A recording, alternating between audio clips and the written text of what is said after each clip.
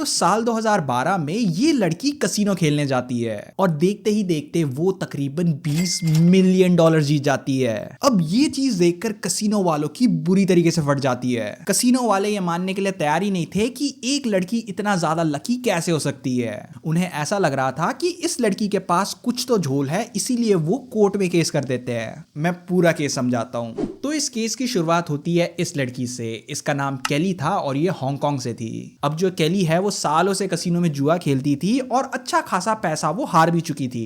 अब exact numbers तो हमें नहीं पता, पर रूमर्स के अनुसार वो मिलियंस में हार चुकी थी। नाउ इतने सालों से हारने के बाद केली ये सोचती है कि ऐसा क्यों होता है कि हमेशा कसिनो ही जीतता है और एक प्लेयर ही हारता है। कोई तो ऐसी टेक्निक होनी चाहिए जहां पर प्लेयर के जीतने के चांसेस कसिनो से ज्यादा हो। तो अब जो हमारी केली है वो कार्ड्स को देखने लगती है, स्पेशली कार्ड के पीछे का जो पैटर्न होता है उसे देखने लगती है। और वो ये देखती है कि कार्ड्स में जो पैटर्न होते हैं वो 100% सेम नहीं होते। कुछ कुछ कार्ड के पैटर्न्स में थोड़ी सी इंपरफेक्शंस आ जाती है। लाइक इतनी छोटी इंपरफेक्शन कि शायद तुम अपनी आंखों से उन्हें नोटिस भी ना कर पाओ। पर अगर तुम इन कार्ड्स के पैटर्न के इंपरफेक्शन को नोटिस करना सीख गए तो तुम माला माल हो जाओगे। तुम्हारे जीतने के चांसेस हद से ज्यादा बढ़ जाएंगे। तो अब 4 साल तक केली इस प्लान में काम करती है। 4 साल तक हर दिन वो लगातार कार्ड्स के पैटर्न को नोटिस करती थी। उसने अपनी आंखों को इतनी भयंकर तरीके से ट्रेन कर लिया था कि वो बारीक से बारीक लाइक छोटी सी इंच को भी वो पहचान सके। नाउ उसने कार्ड्स को पहचानना तो सीख लिया था, पर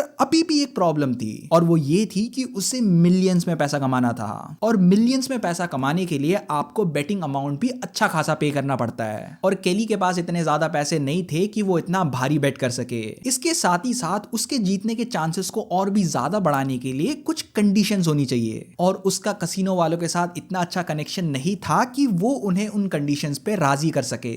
और तब केली मिलती है इस आदमी से। इसका नाम था फिल आइवी। अब आप लोग पूछोगे फिल आइवी कौन? तो कई लोगों का ये मानना है कि फिल कसिनो का बादशाह है। लाइक तुम लोग उसके विकिपीडिया में साफ साफ देख सकते हो कि उसने कितनी बार जीता है। फिल किसी गली का आवारा जुआड़ी नहीं था। अगर वो बेट लगाता तो वो या तो लाख में लगाता था या तो करोड़ों में लगाता था बेट। और दुनिया की सभी मेजर कसिनोस लाइक यूरोप का हो गया, अमेरिका का हो गया, एशिया का हो गया, सारी कसिनो को उसके बारे में पता था। और सभी कसिनो वाले ये चाहते थे कि फिल उनके कसिनो में आए और वहां पर गेम खेले, क्योंकि फिल हमेशा बड़ा बेट लगाता था और कसिनो वाले ऐसे बड़े बेट में ही ज्यादा प्रॉफिट कमाते हैं। तो अब जो केली है वो फिल को अपना प्लान बताती है और ये प्लान फिल को पसंद आ जाता है। पर जैसा कि मैंने आप लोगों को स्टार्टिंग में बताया था कि केली के जीतने के चांसेस को बढ़ाने के लिए कुछ कंडीशंस रहती है। तो अब फिल को इन कसिनो को मनाना था कि वो इन कंडीशंस पे अग्री करे। तो अब फिल इन कसिनोस के पास जाता है और उन्हें अपना ऑफर देता है। लाइक देखो बॉस, मुझे अपना इंट्रोडक्शन देने की कोई जरूरत नहीं है। आपको ऑलरेडी पता है कि मैं कौन हूं और मुझे एकदम हाई अमाउंट पे बेटिंग करना पसंद है। पर शायद आप लोगों को ये चीज पता नहीं होगी कि मैं बहुत अंधविश्वास वाला आदमी हूँ। जुआ देखा जाए तो किस्मत का ही खेल है, इसीलिए मैं बहुत अंधविश्वास पे मानता हूँ। और इन्हीं अंधविश्वास के कारण मेरी 4 कंडीशंस है। और अगर आप मेरी इन कंडीशंस को मान जाते हो तो मैं आपके कसिनो में अच्छा खासा पैसे का जुआ खेलूंगा।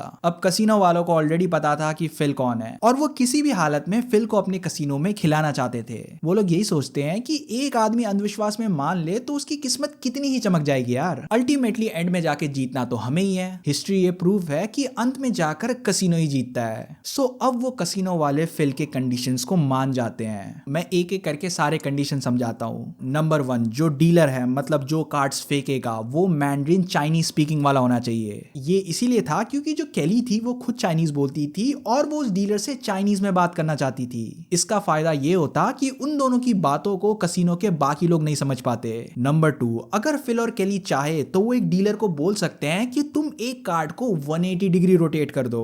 इससे होता ये कि भारी बेट लगाने से पहले केली उन कार्ड्स के पैटर्न को एक बार अच्छी तरह से देख लेती।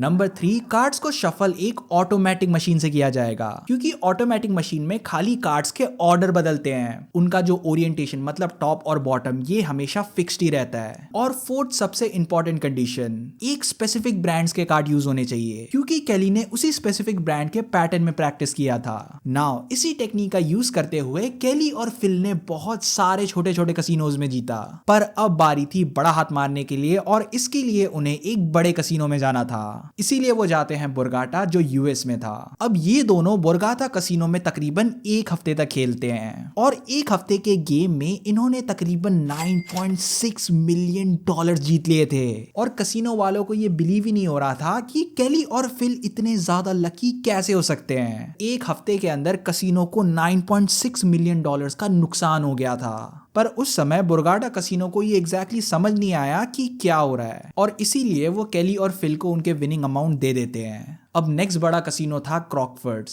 अब क्रॉकफर्ड्स में इन दोनों की किस्मत और भी ज्यादा चमकती है और ये तकरीबन $12 मिलियन जीत जाते हैं और वो भी खाली 2 दिन के गेम में। एक तरीके से इन दोनों ने अपने ट्रिक को यूज कर कर कसीनो वालों को नंगा कर दिया था, नंगा कर दिया और इज्जत भी लूट ली। पर यहाँ पर एक प्रॉब्लम हुई। जब फिल अपना विनिंग अमाउंट लेने जाता है तो जो कसीनो है वो विनिंग अमाउंट देने से मना कर देता है। कसीनो वाले बोलते हैं, sir congratulations on your win, आप जीत तो चुके हैं पर हम आपको आपके पैसे नहीं दे सकते क्योंकि बस हम आपको आपके पैसे नहीं दे सकते। पता नहीं आप कैसे जीत गए पर आपको जीतना नहीं था। अब ये चीज सुनकर फिल और केली का दिमाग सटक जाता है क्योंकि उन्होंने सभी रूल को फॉलो किया और उन्होंने ये $12 मिलियन जीते थे और किसी भी हालत में वो इन पैसों को नहीं छोड़ने वाले थे। तो अब फिल क्रॉकफर्ड्स कसीनो पर केस कर देता है। अब जब ये केस चल ही रहा था तो इससे पहले वाला कसीनो जो था ना, बोरगाटा कसीनो यूएस वाला, जहां पर उन दोनों ने $9.6 मिलियन जीते थे, तो अब बोरगाटा कसीनो को भी शक हुआ और वो फिल और केली पर केस कर देते हैं और जीते हुए पैसे वो रिफंड मांग रहे थे। चलो पैसों का रिफंड मांगना तो ठीक है पर बोरगाटा वाले बहुत ज्यादा कंजूस थे। वो ये तक कहते हैं कि एक हफ्ते तक कसीनो में बैठ के जो आप गेम खेल रहे थे हमने आपको शराब भी तो पिलाई थी, उन शराब के पैसे भी वापस चाहिए हमें। एनीवेज अब फिल और केली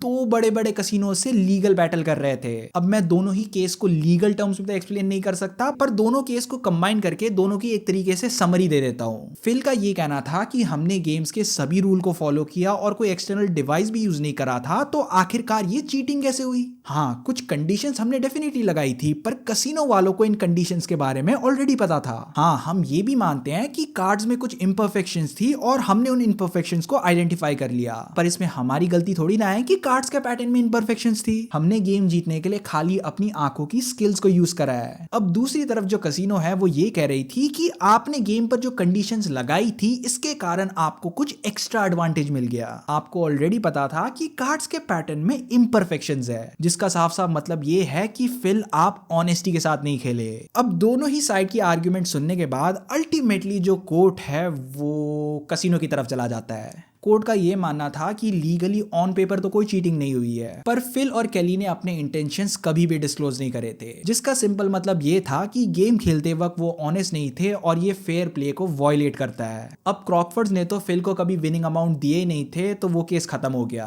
पर जो बोरगाटा है जिसने फिल को $9.6 मिलियन दिए थे वो फिल से अपना पैसा रिफंड मांग रहे थे, जिसके बाद अल्टीमेटली बोरगाटा कसीनो और फिल और केली के बीच कुछ तो सेटलमेंट हो जाता है। अब इस सेटलमेंट के कंडीशंस क्या थे ये आज तक सामने नहीं आया है। इस केस को लेकर अपना ओपिनियन देने से पहले इस चीज को ध्यान रखना कि ये मेरा ओपिनियन है। मेरे ओपिनियन को 100% ट्रू मत मानना, मैं कोई कानून नहीं हूं। नाउ मेरे अनुसार केली और फिल ने जो किया वो 100% सही था। उन्होंने गेम के किसी भी रूल को ब्रेक नहीं करा और जो भी कंडीशंस उन्होंने लगाई थी कसीनो ने उस पर लीगली अग्री किया था। अगर तुम किसी गेम को अपने स्किल्स के बेसिस में जीतो तो यार मेरे लिए तुम विजेता हो। और रही बात ऑनेस्टी की, तो तुम खुद ही सोचो कि दुनिया में ऐसा कौन सा प्लेयर है जो अपने अपोनेंट को ऑनेस्टली अपनी सब स्ट्रेटेजी बताता है। स्ट्रेटेजी का मतलब ही ये है कि वो तुम्हें अपने ओपोनेंट से थोड़ा एडवांटेज देगा। एनीवेज आज भी फिल और केली दोनों जुआ खेल रहे हैं। केली की स्टोरी तो इतनी ज्यादा पॉपुलर हो गई कि उसके ऊपर एक मूवी तक बन रही है, पर अनफॉर्चुनेटली जो क्रॉकफर्ड्स कसीनो था लंदन का